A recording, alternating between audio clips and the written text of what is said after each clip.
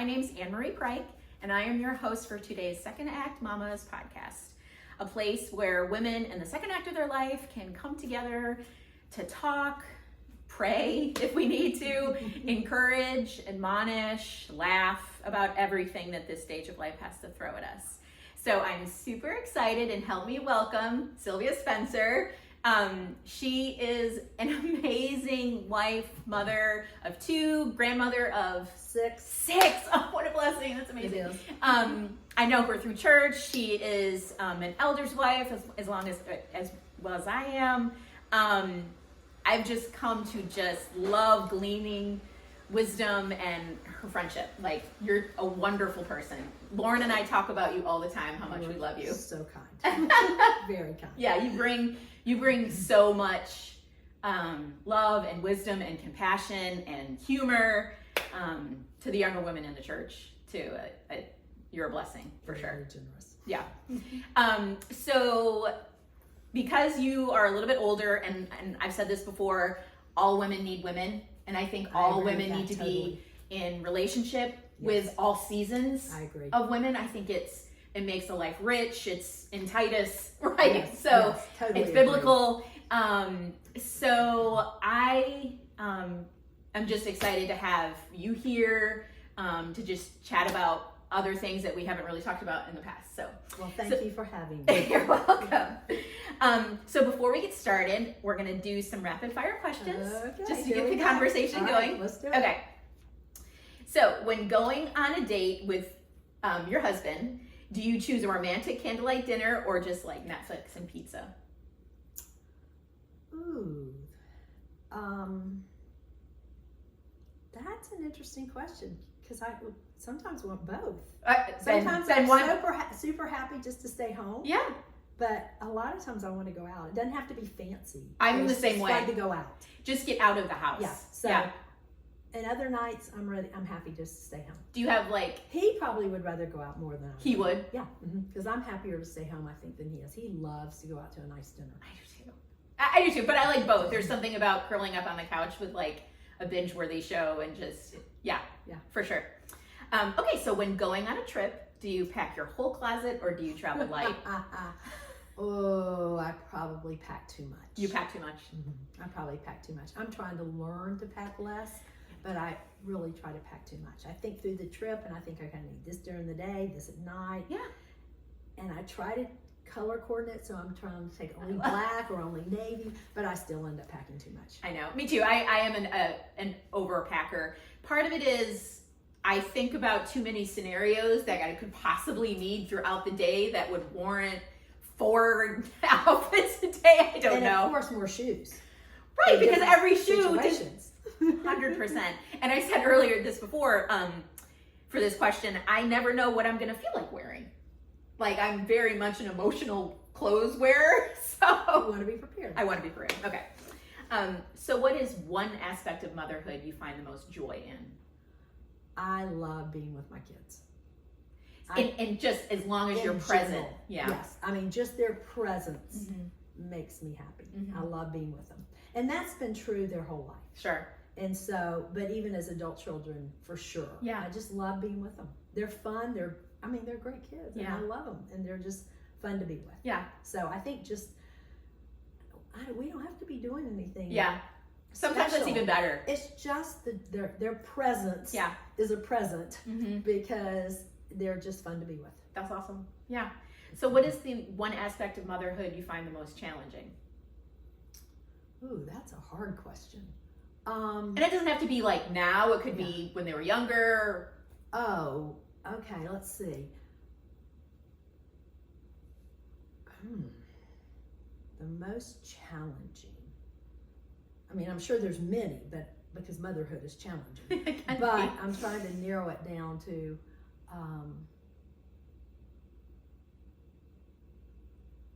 probably younger, disciplining, because I just assume not. But yet that's a part of it. So probably younger that. Of course, at this stage, there's none of that. Yeah, so of course. We can push that aside. Yeah. But that was probably the hardest thing, because I don't like conflict. Okay. Inherently, you don't like conflict? I don't like conflict. Okay. So I knew it was necessary, but it was not usually something I really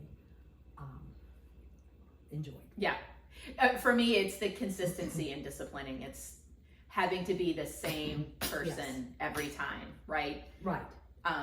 It's always hard because, sometimes you're just hard. Oh my God. Yes. It's hard. And circumstances can make it really hard, and it's the last thing you want to do. Yes. Yeah, me too.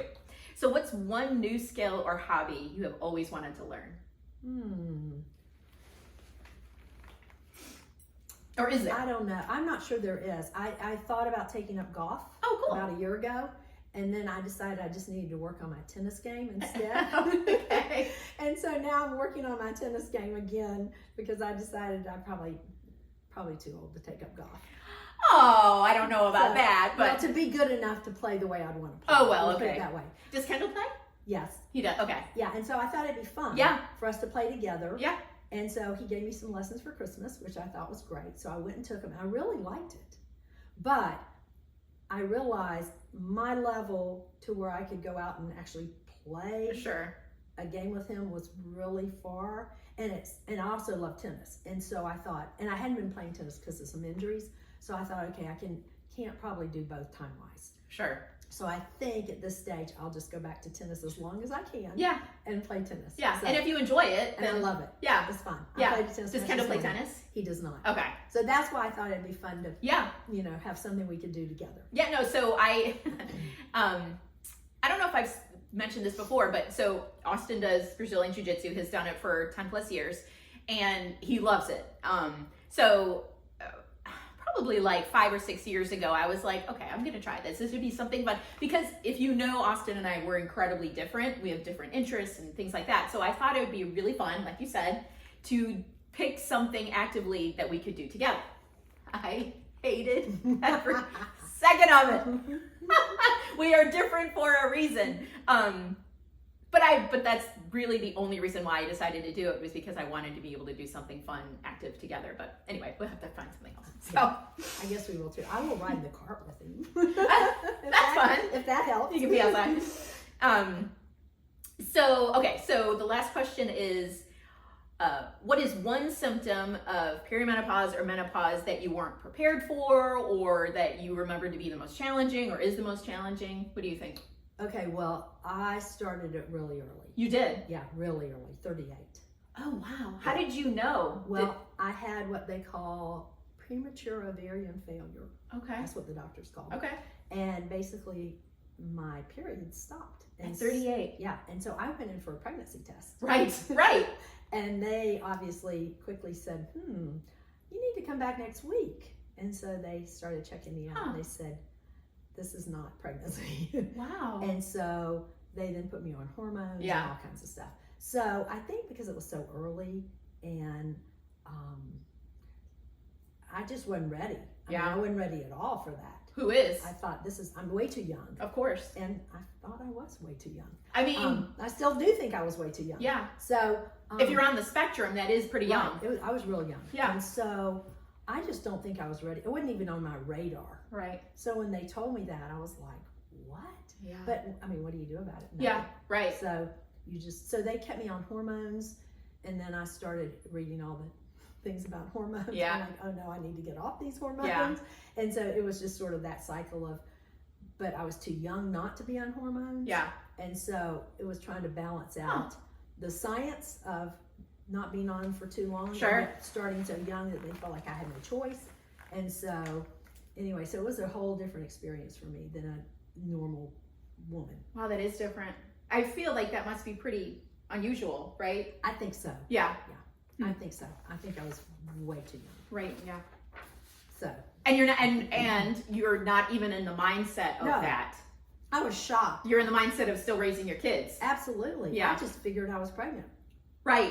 That would have been my first thought. And they were like, no, come back next week. Yeah. We need to check. We need to do some more work. Huh. So anyway, that was definitely not on my radar at all. Oh, wow. I was totally shocked. Yeah. Blown away.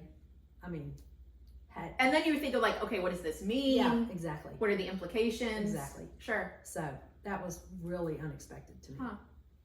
Wow. So, okay. So part of the reason why, and we've talked about this, the main reason why I really wanted you to come on is because you have so much wisdom on what it looks like, you know, after you've launched your kids and they go to college and they become adults, and engaging in them in their adult life, the transition of that, like how you manage the transition of, I call it active parenting. There's a book that I'm reading that he calls it hands-on parenting, whatever you want to call it. Those are good names. Yeah. So the transition from hands-on parenting to like intermittent involvement. Like, so what did that look like for you? Was that a hard transition? Was it just kind of like an organic transition, or was, you know, like what did that look like for you? Yes, I think it was hard. Yeah. For me, as a transition for me, first of all, I'm no expert in this. You don't have to be an expert. You're a mom. I have learned. You don't have to be an expert. I probably learned the hard way. Yeah, I mean, don't we all? I mean, isn't that? Yeah. And you know, I feel like that's true of parenting. Yeah. Because every stage of parenting, you've got to learn differently, because your kids are at different stages all along, so you've got to relearn it. And so I felt like when they were babies and toddlers, there's loads of books. Yeah. You can read all kinds of books. Yeah. But when they get to be adults, there's not a lot of books written on how do you transition to this stage. When I preparing for this interview, I found a book called Doing Life with Your Adult. Let's see if I have it. Doing Life with Your Adult Children. Let me get it. I'm out of the frame, but that's okay. Keep Your Mouth Shut and You're Welcome Out. And it is one of the only books I've found that gives you any kind of help or guidance, but it is so helpful in the practicality of it, of what that really looks like, not just in theory, but from the day-to-day dealing with your 20, 30, 40-year-old kid. What does doing life with your kids look like? I wish I'd had in a healthy way, in an unhealthy way. Sure. Like, I wish I'd had that book. I mean, because I feel like, for me personally, and everybody's different in this, but I was a stay-at-home mom, so my whole priority was raising my kids. I mean, it was my joy. In fact, I told my husband, as our daughters went out on their own, I said, I've just graduated from the best job in the world, because I loved being a mom and loved being their mom. Yeah. And so, so I think when you've done that for 18 plus years, sure, or more than that, because you have more than one kid, it's very hard to transition out of that. And I think the mistake that's easy to make for me, or probably others as well, is you just want to extend your family into their families. And so it's an extension of your family more. And I've always believed in leaving and cleaving. Yeah. But functionally, it's so different. That is so much harder to do than it sounds. And of course, I mean, you raise your kids to be independent. You want them to be independent. And they're these amazing kids. They're amazing adults that have all the skills they need to be independent, and they're making wonderful choices. So it's not like, you know, it's like, but then it's hard to step back and not still try to actively parent. Yeah. And so, yes, it was a hard transition. I have very gracious kids. I feel sorry for my oldest because she's the guinea pig. But all the way through life, all the way through life, she was the guinea pig. And so she got the brunt of where we should have been listening parents, we were still actively parenting. That's good. That's good. And so I feel like that's the transition, is you go from active parenting to being more of a listening parent. And a coach, but even coach can be not always the right word, because he uses coach in some, in coaching you can still be teaching and all, but it's different when you're trying to let your kids be independent, and they should be. I mean, there's no reason for them not to. Of course, and that's the goal. The whole goal of raising them is to be independent adults, right? Yeah. And they're doing it well. Yeah. And so that's where I needed to learn earlier. Just let them do it. Yeah. They're doing a great job. Just back out and listen instead of, actively parent. But easier said than done. Sure. And every kid is different. Every situation is different. So it's being flexible in your parenting of what does this kid need at this season, right? So one of the things that he says a lot is you need permission to engage in their life. They need to give you permission, right? Yes. So the transition of like, and that's something that has to be learned to a degree. Yeah. Because as a parent, you don't need permission. No. That is your job. Right. You're supposed to be doing that. As an adult child, you need to be given permission. And so that's something that has to be learned is, wait a minute, they're not asking for my opinion. Yeah.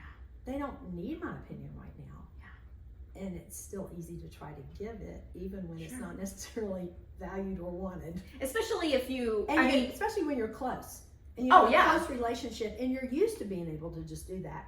All of a sudden it's like you have to take a step back and go, whoa, that's not my role anymore. So it's important, one of the things that I've discovering having a 20-year-old and an 18-year-old and like the slow transition, right, is checking in with my own ego. Yeah. Of, okay, they're not asking for my help. They might maybe need it, but they don't want it or asking for it, right? Fair. So then it's the ego of like, well, I know what I'm talking about. Like, how dare they not ask for my help when I could absolutely help them manage, maneuver, whatever the situation may be. So it's for me, definitely, it's been a little bit of self-introspection. Sure. Of why is this bothering me? Yeah. Right. I agree. Yeah. Right. And then, you know, even if you might be right, they need to live their own lives. Exactly. I mean, figure it out in the Right. failings and in the wins and all the things. So it's checking your own ego and insecurity of like, no, it's good that they don't need me like that anymore. And when I think back, I think of how many things I've learned the hard way. Yeah. For mistakes.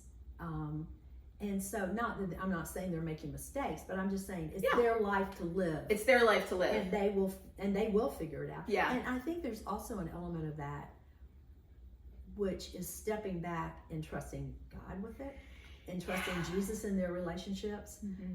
And I think prayer comes in. Yeah. And that's not a cliche. No. Because I feel like the more active listening comes in, the more you really step back to pray about the situation. Mm-hmm. I mean, especially as they start parenting, because I mean, they're raising kids in a situation that I didn't have to deal with. Yeah. So I don't necessarily have the wisdom they need. Right. And so that's a good point. And so I've got to pray for them to have the wisdom.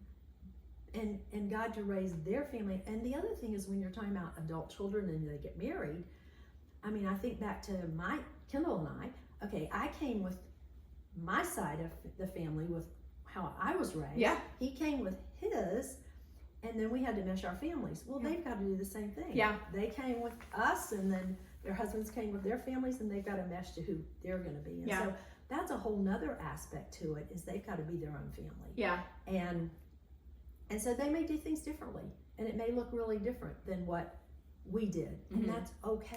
Yeah, one of the things that I liked about this book and thinking about just my own family is entering into your kids' culture, like entering into, we weren't raised in this kind of culture, right? Or of everything that looks like, of everything that they have to contest with, that is very different from how I grew up, right? I didn't grow up with the internet. I didn't have my own cell phone until I was in my 20s. So like, that's very different. So just even basics of that, how you interact with the world, how you see the world, it's totally different. So it's, how do you enter into their perspective, into their culture, really helps the relationship. So you can have a better understanding that how you would have responded to a specific situation is very different from how they're going to respond. A, because they're a different person, but B, everything else is very different. Very different. Yeah. So we're at the stage where I don't even know what to tell them to do. Even if they ask my opinion, because I didn't have to raise kids in this environment. It's just so different. And they know their kids so well. Yeah. And they're such great parents that I think they really know better than I do in a lot of situations. I mean, I know there's some situations that experience helps you in. Sure. But I mean, I don't have experience in a lot of these situations. So that's a good point that you brought up. How has that transformed your prayer life in praying for your kids and praying for your grandkids? Like, did it change? Did it shift? Like, okay, so I feel like I've always prayed for my kids. Yeah. So that hasn't shifted, but it's broadened. Okay. Because now I want to pray not only for them, for what's going on with their husbands, for what's going on with all the grandkids. So there's a lot more to pray for now. Yeah. But also because I realize that Jesus is the faithful one, and he is the one that's going to work in their hearts and in their situations of what they're trying to figure out. So it's just so much better for me to take it to Jesus and let him do the work instead of me trying to fix it or figure it out or try to come up with a plan, because I probably won't do it well. And so just to take it to him, and it's, fast forward, it's really fun, especially if you prayed about something that you've never said a word about. Okay. And then all of a sudden you see Jesus answer it. It's like, oh my goodness, he is so faithful. Yeah. He is so in this. Yeah. That it's kind of like a beautiful thing, and it allows you to just trust and be dependent.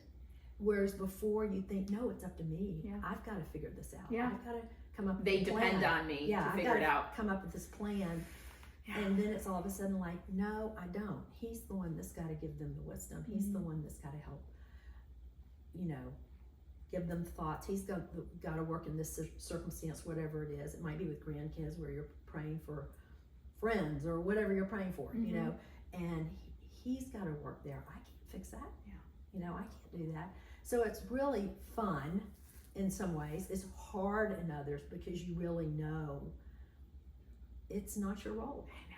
You just got to sit back and trust. And so when I say it's not a cliche, it's not, because you really do have to just, but when you're doing active listening instead of active parenting, you have a lot more to pray about because you've listened, you've listened to what's going on. Sure. And it's hard. Right. And you always want the best for them. So only God can do that. Yeah. So that's fine. This is going backwards, but one of the things my daughter said to me when I was asking her about this that I hadn't thought about, but when you're talking about that transition from active parenting to, say, whatever you want to call it, listening or whatever, she said something that I hadn't thought about, which I thought was helpful. She said, like, when a parent, like, now I would say my girls are my best friends. So we've moved from that transition. But when you're first in that transition and a parent speaks, they still have authority. Sure. And so if she was talking to her friends, she would take what they said with a grain of salt. She could go with it or not go with it. But when your parents say it, that carries a weight with it that a peer doesn't carry. Sure. And I hadn't thought about that because there were probably times when I said something as a suggestion. Okay. And I wasn't telling them they had to do it my way. I was just saying that's a suggestion. But because of the relationship, the weight of what I said, they had to take it and think about it more than just, I don't think so. I don't agree with that. And I hadn't thought about that. So going from that active parenting to a friend, there's a process there where I would think she would say now, if mom gives me advice or thoughts or whatever, she's not telling me I have to do it that way. Right. She's just making a suggestion. Yeah. But that's a process. When I said it initially, she probably said, mom's thinking I need to do it this way. Whatever. And now she'd probably say no. She's just saying, hey, this is thought.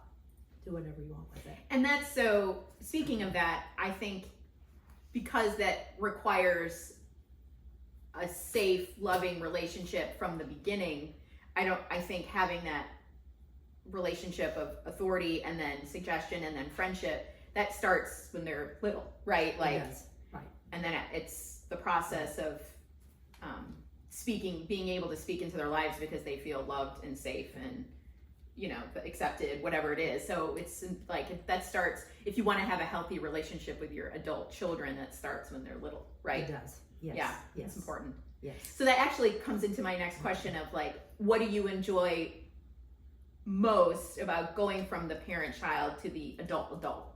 Probably the friendship. Yeah. So I mean, as I said earlier, I feel like they're my best friends. That's I awesome. love to go talk to them. I love their opinion. I love to listen to what they have to say. Mm-hmm. So it's not me saying that, it's now listening to them talk to me, because I feel like they have insight, they have wisdom. Theology, I like talking theology with them. That's I mean, cool. just all kinds of aspects. And that's such an answer to prayer, right? Yes. Like an answer to prayer Oh, when my they're growing goodness. up, that you will have Yes. that Yes. they will have that. I mean, that is what you hope for. Of course. And so to have that is just a joy. Mm-hmm. And so I think that's it. I mean, I love being with them. I love being around them, like I said earlier. Mm-hmm. I think that's the joy of it, is just to have this relationship, this closeness, this friendship, this joy in being together that I love. They're busy, and they're It's at the season a of busy life. season of life. Yeah. Very busy season of life. And they should be busy. I mean, Yeah. I'm glad they're busy. This is a good thing. Mm-hmm. And so when we get to interject into that, it's just fun. Yeah. So we love it. That's We awesome. both love it. So Yeah, that's cool. So do you agree? So some of the things that he was saying, there was one thing that a statement that he said that I found interesting. So do you agree with, if we want to keep the welcome mat out, we need to keep our mouths shut? yes, more or less. More or less. Yeah. So what do you Yes. what do you agree about that? What do you disagree about that? Well, I wish I'd learned that earlier. Okay. Don't we all?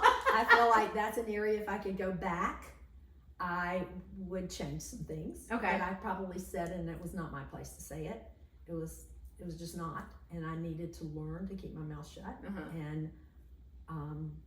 And that was a process. Yeah. That was a learning process. There are times when they ask you, Sure. and if you're And it's the invited permission. in, Mhm, yeah. if you're invited in, then I think you don't have to keep your mouth shut. Yeah. But I feel like most of the time, if you're not invited in, it's a lot wiser just to keep your mouth shut. Mhm. And like I said, I wish I'd learned that earlier. I'm sure I overstepped my bounds way too many times and said something I shouldn't have said, or Yeah. told them what to do. Right. And they didn't need to hear what I thought they should do. They were doing fine themselves. And that was just my learning of going from active parenting to active listening. Yeah. So, I said this before. I think maybe it was in Lindsay's interview. I've learned, and in that, when you inevitably make a mistake, right? We're going to make mistakes. That's part of learning and living. Yeah. Living in the mess, I think sometimes. But in that, I have honed in my skills of recognizing my fault, failure, misstep, seeking reconciliation, asking for forgiveness, seeking that. Like, I have never done that in any other relationship more than in parenting. It's just the seeking the forgiveness of owning up to your mistakes, reaching out to them, and moving forward, right? So I think mistakes are going to happen both ways. Mm-hmm. Missteps are going to happen. Hurt feelings are going to happen. It's just going to happen. Anytime you Right. engage in Right. social relationships, which Right. we should, Right. it's going to happen. So it's honing my skill on how to seek forgiveness. And I wish I'd learned that earlier. That's probably Well, one I of mean, those trial by things fire for me, that 100%. I wish I'd learned. If you could ask me my biggest mistakes, those would be them. Huh. That I feel like I said way too much. It Should have apologized much more quickly when I overstepped my bounds. And now I wish I could do it all over. Yeah, I mean, you but you only know what you know at Yeah. the time, right? So yeah, that's that process of learning. It's painful. I'm sure it's painful on both sides. sure. So yes, so I do agree with that statement, generally speaking. Yeah. And I think that's probably something that has to be learned. I don't think it's natural, especially when you've been an active parent. You know, for some people it may be easier. I was thinking about that Because too. They have not been as hands-on parenting, as to use your term. Yeah. They haven't been as hands-on parenting. So for them, you know, their kids are grown up and great. That's what they were aiming for. And so it's easier to be hands-off. Mm-hmm. But I think when you've been so hands-on, Yeah. you just continue to want to be. Yeah, of course. But you shouldn't be. Yeah. You shouldn't. No, be. I've thought about that too. If it is in fact, I mean, nothing is all, right? But like, if most women, all women who are mothers struggle with that transition, or if it really does depend on the relationship all throughout the years of how you had. Maybe some women don't really struggle. I don't know. Yeah, I don't know. I have me, and I am. Yeah. For me, I do. Yeah. It's and just you know, different. you see that gradually because, of course, in high school you're starting to let loose. Yeah. Sure. And then in college, big time. Yeah. You have no idea what they're doing. Right. And probably just as well. You know, Totally. But I mean, things you just shouldn't know. Yeah, exactly. And so, and you're not asking, Right? know? And you're letting them be on their own in college. And of course, you're talking to them, but it's still like they're doing their own thing. Yeah. And then they get out of college, and then they're, you know, heading towards jobs, and then marriage, and whatever. And so, it is a gradual letting go of. Yeah. But then all of a sudden, there seems to be more like a definite. There's an letting end. go. Yeah. It's like, okay, it's time. Yep. But that doesn't mean it's easy to turn it off. Yeah. Yeah. For sure. So you are a grandmother of six kids. So what's the age ranges? Okay, well, my youngest is 6, but will be 7 next week. Okay. And my oldest is 14 and will be 15 next month. Oh my goodness. So, and they're just, I mean, they're at fun ages. Yeah. It's just so fun to see them at this stage because, you know, they're all so different. Yeah, sure. And yet they're each personality and their own, you know, strengths, and just who they are is obviously coming out clearly at this stage. And they're just fun. That's awesome. They're amazing. What do you like? What do you like most about being a grandparent? Do you have like one thing that you? Probably just getting to know them, and then just seeing how they're developing into the people they are. Yeah. You know, like I said, they're so different. So each one of them is so unique. But it's just fun to see them growing up. It's fun to see them developing into the people they're going to be. I mean, it's fun to watch that. Yeah. Because when they're little, you kind of think, who are they going to be when they get older? Well, and I would assume, I'm not there yet, but it's a totally different perspective of raising your own kids. You're involved in their life, but it's different. Detached a little. Definitely different. Yeah. Yeah, it's definitely different. And so, I don't know. You get to be a cheerleader on the side. Oh, that's cool. I like that. You know, because you just want to cheer them on. You want to see them thriving. You want to see, but you love them so much that also if they're hurting, you're hurting, kind of like a parent. Yeah. You know, it's not like you're removed from that. But at the same time, it's not the same. You're not the parent. Yeah. And so you know that's not your role. Right. But you just enjoy watching them become the people they're going to be. Yeah. And so, I don't know, it's just fun to watch. I mean, I think the fact that they're all getting older, you really get to see their personalities, who they are, kind of who they're going to be, much more so developing at this stage. For sure. And so, that's just fun to see. Yeah. It's fun to see. It's just, you know, I think about each one, you just see their qualities that are coming out, their character, who they're becoming, and it's just fun. That's awesome. So since you do have such a close relationship with your girls, you are invited in to have a close relationship with your grandkids, which is incredible. We are. So what are some ways that you actively stay connected with your grandkids? Well, we've probably always been connected, and I'm so grateful to the girls that they've allowed us to do that. Yeah. And so from the time they were little on, when they were little, it was easy just to go hang out with them at the house because that's where they were. Yeah. And now that they're older, it's more like watching their sporting events or going to their plays or just things that they're involved in that we come alongside with. We have, in the summers, at least we've, usually do this. We've had like Mimo Papa Camp. Oh, I love that. What does that look like? It depends. It depends on the kids. Okay. Because, you know, we usually go do stuff that's fun, you know, active around Jacksonville that's different. And since the kids are different, they have different ideas. Like, some kids love to go like out to Ponte Vedra and go to the beach and the pool and all that. Others may not choose that. Yeah. So it depends on which kids are there. But we just try to do fun things all day long with them. And then we started off, unfortunately, we have not done well at this, but we started off like for their birthdays trying to do something special, like an experience. And somehow we haven't done a good job of that. We've done it intermittently, but not consistently. Sure. So that's kind of not been what we thought it would be. Not that we wouldn't want to do that. No, we just haven't succeeded in doing that every year for every child like we thought we would. trying to think. Right now, I'm trying to figure out for the older kids what kind of trip we could take them on, just to have time with the older kids. On Like trip. all the 6 of you? No, Or... like the older 2 or 3. Okay. So that would be a different looking trip because it's just for older kids. Yeah. And then when the other ones get older, we'll do the same thing with them. That's so awesome. Just something like that. And so we got to work on that. We need to brainstorm with them to find out what they'd like to do for this special trip with us. So when you do the what are you called? Mimo Papa. Oh, I love that. Because I'm Mimo. Mimo. So cute. So who came up with that name? My son-in-law. Yeah. Because basically what happened was I wanted to be Mimi and my daughters wanted me to be Momo, which was my mom's kind of name that my nephew named her. And so Spencer was born in April. It's now Thanksgiving. And I still don't have a name that we've agreed upon. And so I laughed at Thanksgiving and said to everybody, okay, we got to come up with a name because I don't want to be writing on Spencer's Christmas presents from Papa and Rachel's mom.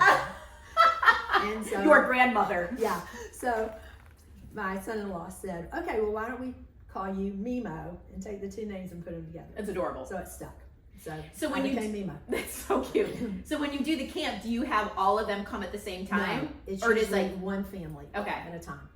And a lot of times it's when we're babysitting. Oh yeah, you know, the parents have to go on away on something, and so we'll make it Mimo Papa Camp then. We used to do Mimo Papa Camp regardless, but now it just kind of practically works out that, you know, if they have to go away, we'll just take the kids.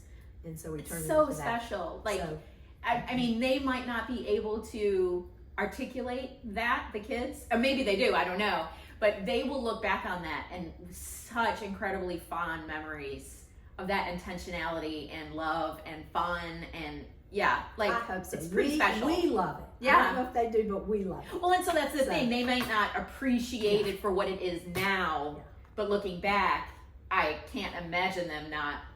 And now it's like we look forward to it. Yeah. And as they get older, their schedules are so busy. Sure. So the time to do that is, before it used to be easy. Yeah. Because they had lots of free time. Mm-hmm. And now as they get older, of course, they're involved in so many things that finding those weekends or whatever that they're free and don't have anything going on is challenging because they're very involved. But that even makes it more special, It's right? fun, yeah. It's the intentionality. So we'll take them. If it's a day, day and a half, 2 days, whatever, we look forward to it. I mean, and in all things, everyone wants to be pursued. Everyone wants to be wanted and needed, and it's the intentionality of the relationship. I don't really know if it matters what you're doing, but it's that you're making it happen, right? Yes, I think that's true. And I think for us, it doesn't matter. I think for them, as they get older, they probably have more of they probably have an idea of what's fun. Sure, and that's so fair. They probably want it to be fun and active and something they want to do. Sure, and that's, And we don't really care. We just want to be with them, but they probably care more. Yeah, that's probably true. What, especially the older teenagers or whatever. They have an idea of what would be fun. For sure. Yeah, that makes sense. Yeah. Well, that's so fun. I love that so much. So kind of just like wrapping everything up, what do you think, talking to mothers who are slowly transitioning from, like I said, from the active hands-on parenting to the intermittent active listening? I love that, active listening. That's so good. What do you think are some like pieces of advice or tips that you would give new moms of like things to do, look for? What kind of advice do you think you would give those moms dealing with it? I think I've learned I don't have a lot of advice. That's basically what I've learned. I think I would have told you earlier I had a lot more advice than I have now. I think, honestly, pursuing the relationship, you know, just loving your kids and pursuing the relationship and trusting God with them. Because we can't change hearts, we can't change minds.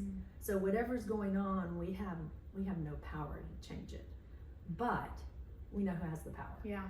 And so I think a lot of it is stepping back and letting God work out in the situation and trusting Him with that.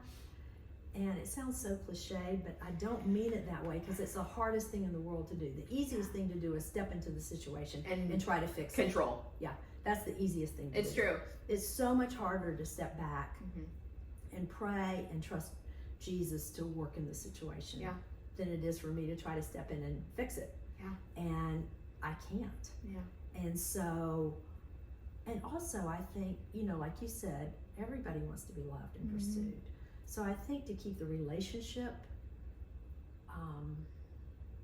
to know how, fiercely you love them. Yeah. No matter what's going on, how fiercely you love them, and just to keep those doors open, so that, and that can be challenging too. It is. And so I'm not saying that's easy, but I think that's probably where, in times that I think have been hard, where I've tried to think, okay, wait, I want this relationship to stay close and open, and so I probably need to step back and like trust Jesus with it. Yeah. And probably not say as much. Yeah. Because usually in those situations, they probably know what I'd say before I even say it. That might be true. They know me well enough to know that might be true. They know what I'm going to say. Yeah. I don't need to say it. They can probably say it for me. Yeah. And so they know me that well. Yeah, it's the remembering. For me, I'm learning, because I am too verbal. I know I'm too verbal. I've always been too verbal. Me too. And I, it's almost like I'm not learning it. Like I know it, but it's not like learning. But to not be as verbal, to remember God's promises and truth, that God is sovereign. Yes. That He is good. Yes. And that He loves your children more than you do. Yes. If I can remember that, yes, then it's a much different atmosphere in the home. Yes. You just said it well. You just said it well. Yeah, but I don't do it well. Well, nor do I. That's why I said I don't have much advice to give.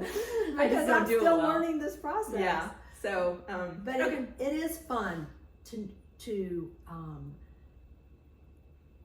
watch God.